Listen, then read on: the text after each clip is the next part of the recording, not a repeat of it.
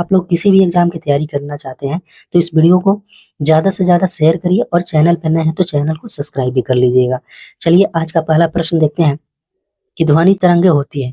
ध्वनि तरंगे कैसी तरंगे होती है दोस्तों? तो ये अनुदैर्घ्य तरंगे होते हैं। ऑप्शन बी इसका राइट आंसर हो जाएगा। अगर प्रकाश रहता है यहाँ पर कि प्रकाश कैसी तरंगे है दोस्तों, तो ये अनुप्रस्थ तरंगे हो जाता है। अगला नंबर प्रश्न देखते हैं कि ध्वनि का अध्ययन कहलाता है। ध्वनि का अध्ययन क्या कहलाता है? तो एकॉस्टिक कहलाता है। एकॉस्टिक कहलाता है ध्वनि का अध्ययन दोस्तों। ऑप्शन ए इसका राइट आंसर हो जाएगा, एकॉस्टिक, जो कि ध्वनि का अध्ययन कहलाता है। अगला नंबर प्रश्न है कि हवा में ध्वनि का वेग कितना होता है? हवा में यानी एयर में ध्वनि का वेग कितना होता है? ये आपका 332 मीटर पर सेकंड। 332 मीटर पर सेकंड जो कि हवा में ध्वनि का वेग होता है। तो ऑप्शन बी इसका राइट आंसर हो जाएगा। अगला नंबर प्रश्न है कि जब लोलक की लंबाई चौगुनी होती है, यानी जब लोलक की लंबाई अगर चारगुनी होती है तो उसका आवर्तकाल क्या होगा? अगर जब लोलक की लंबाई चारगुनी होती है तो उसका आवर्तकाल दोगुनी हो जाएगी। ऑप्शन ए इसका राइट आंसर हो जाएगा, दोगुनी हो जाएगी दोस्तों। अगला नंबर प्रश्न है, बहुत ही शानदार प्रश्न है, इसमें लोग कंफ्यूज हो जाते हैं दोस्तों, ठीक है। अगला नंबर प्रश्न है कि श्रव्य तरंगों की आवृत्ति होती है जिसको हम सुन सकते हैं, तो श्रव्य तरंगों की आवृत्ति कितनी होती है? तो ये आपके 20 से लेकर 20,000 हर्ट्ज तक होती है। ऑप्शन ए इसका राइट आंसर हो जाएगा, 20 से लेकर 20,000 हर्ट्ज तक होती है। अगला नंबर प्रश्न है कि ध्वनि तरंगे किसमें संचरण नहीं करती है? ध्वनि तरंगे किसमें संचरण नहीं करती है? तो ये आपके निर्वात में संचरण नहीं करती है। बाकी ठोस, द्रव, गैस में ये आपका संचरण करती है। तो ऑप्शन सी इसका राइट आंसर हो जाएगा, निर्वात। अगला नंबर प्रश्न है कि ध्वनि की तीव्रता का मात्रक क्या है? ध्वनि की जो तीव्रता का मात्रक क्या है? तो ये दोस्तों क्या है? तो डेसिबल है। अगर हम लोग ऐसे भी कह सकते हैं कि ध्वनि का मात्रक क्या है? तो डेसिबल है। चाहे ध्वनि की तीव्रता का मात्रक क्या है? तो वो भी डेसिबल है। ऑप्शन बी इसका राइट आंसर हो जाएगा, डेसिबल। अगला नंबर प्रश्न है कि साधारण बातचीत के ध्वनि की तीव्रता होती है, यानी जो साधारण बातचीत हम लोग करते हैं तो उसका ध्वनि का इंटेंसिटी कितना होना चाहिए? तो 30 से लेकर 40 डेसिबल। 30 से लेकर 40 डेसिबल होना चाहिए, ठीक है। तो ऑप्शन सी इसका राइट आंसर हो जाएगा। अगला नंबर प्रश्न है कि पैरावैगनी किरण की खोज किसने की? अल्ट्रावायलेट रे की खोज किसने की? तो ये जोहान रिटर ने पैरावैगनी किरण की खोज किया था दोस्तों। तो ऑप्शन ए इसका राइट आंसर हो जाएगा, जोहान रिटर। अगला नंबर प्रश्न है कि विद्युत चुंबकीय तरंगे होती है। विद्युत चुंबकीय तरंगे कैसी तरंगे होती है? तो ये अनुप्रस्थ तरंगे होती है। अनुप्रस्थ तरंगे होती है दोस्तों। दोस्तों सभी साइंस के इतने महत्वपूर्ण प्रश्न हैं कि आप लोग सोच नहीं सकते। किसी भी एग्जाम के लिए सभी प्रश्न आप लोगों के लिए बहुत ही महत्वपूर्ण है। कोई भी एग्जाम दोस्तों, ये नहीं कि केवल ग्रुप डी के लिए, ठीक है, सभी एग्जामों के लिए साइंस का प्रश्न बहुत ही शानदार है। अगला नंबर प्रश्न देखते हैं कि सोनार तकनीक में किसका प्रयोग होता है? सोनार तकनीक में किसका उपयोग होता है? तो ये दोस्तों हम लोग जानते हैं कि ये आपका पराश्रव्य तरंगों का सोनार तकनीक में प्रयोग होता है दोस्तों। सोनार तकनीक में किसका प्रयोग होता है, उपयोग होता है? तो ये पराश्रव्य तरंगों का उपयोग होता है। अगला नंबर प्रश्न है कि प्रतिध्वनि सुनने के लिए श्रोता एवं परावर्तक सतह के बीच की न्यूनतम दूरी कितनी होनी चाहिए? ये भी बहुत ही शानदार प्रश्न है कि प्रतिध्वनि सुनने के लिए श्रोता एवं परावर्तक सतह के बीच की न्यूनतम दूरी कितनी होनी चाहिए? तो ये 17 मीटर होनी चाहिए। ऑप्शन सी इसका राइट आंसर हो जाएगा। देख लीजिए दोस्तों, ये सेट पेपर 16 है, इससे पहले 15 तक करा दिया हूँ। अगर आप लोग नहीं देखे हैं तो जाकर मेरे प्लेलिस्ट में जाकर देख सकते हैं, ठीक है।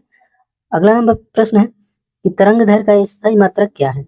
तरंगदैर्घ्य का एसआई मात्रक क्या है? तो ये मीटर होता है दोस्तों। तरंगदैर्घ्य का एसआई मात्रक एगो एंगस्ट्रॉम भी होता है और ये मीटर भी होता है। तो आप लोग याद रखिएगा दोनों कि तरंगदैर्घ्य का एसआई मात्रक क्या है? तो ये मीटर है। ऑप्शन ए इसका राइट आंसर है। अगला नंबर प्रश्न है कि डॉपलर प्रभाव किससे संबंधित है? डॉपलर प्रभाव किससे संबंधित है? तो ये ध्वनि से संबंधित है। ऑप्शन डी इसका राइट आंसर हो जाएगा। नेक्स्ट क्वेश्चन है कि कान पर ध्वनि का प्रभाव कितने समय तक रहता है?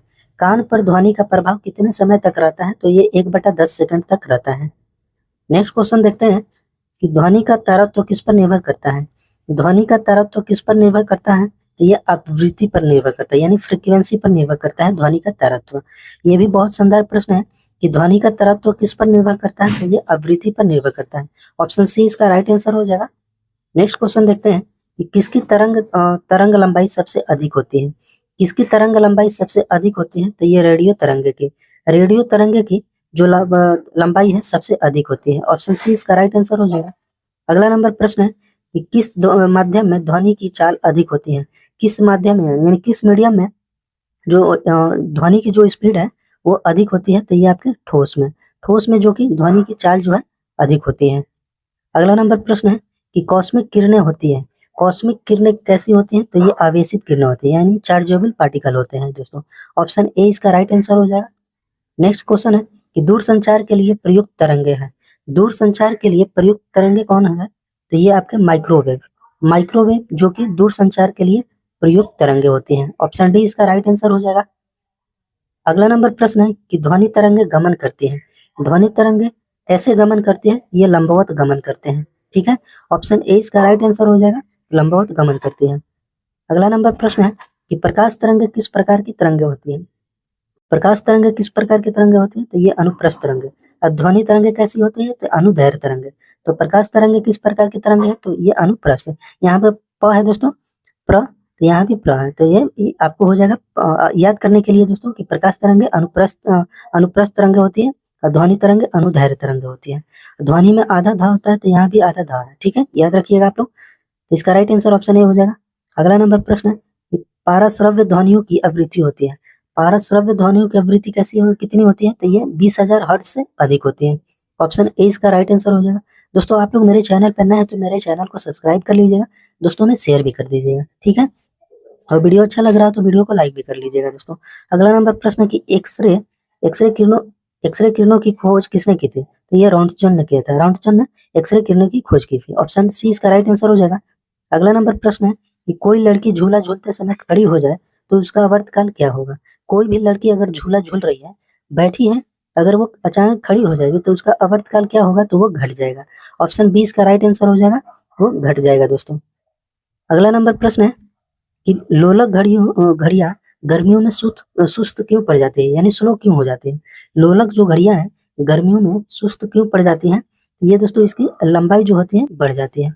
ऑप्शन सी इसका राइट आंसर हो जाएगा कि गर्मी में लोलक की जो लंबाई है वो बढ़ जाती है, इसलिए वो घड़ियां गर्मियों में सुस्त पड़ जाती है। ऑप्शन सी इसका राइट आंसर हो जाएगा। ये भी बहुत शानदार प्रश्न है। आगे बढ़ते हैं, अगला नंबर प्रश्न देखते हैं दोस्तों कि किसी लोलक की लंबाई 4 गुना बढ़ा दिया जाए तो उसका आवर्तकाल क्या होगा। किसी लोलक की लंबाई अगर 4 गुना बढ़ा दिया जाए तो उसका आवर्तकाल क्या हो जाएगा, तो वो 2 गुना हो जाएगा। ऑप्शन ऑप्शन बी इसका राइट आंसर हो जाएगा, 2 गुना हो जाएगा।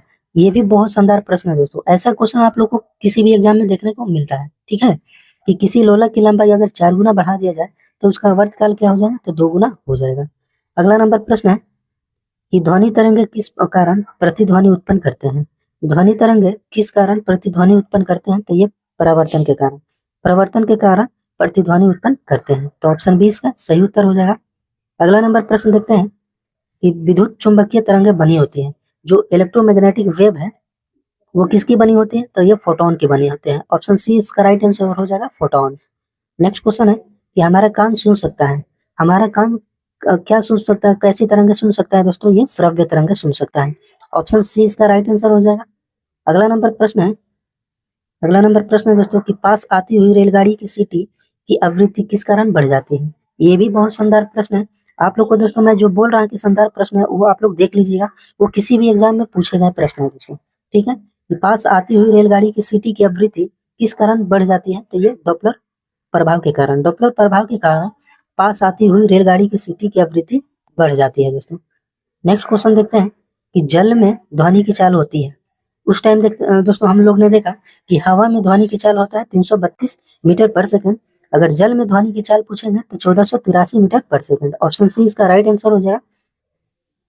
अगला नंबर प्रश्न है कि ध्वनि की चाल किस माध्यम में न्यूनतम होती है।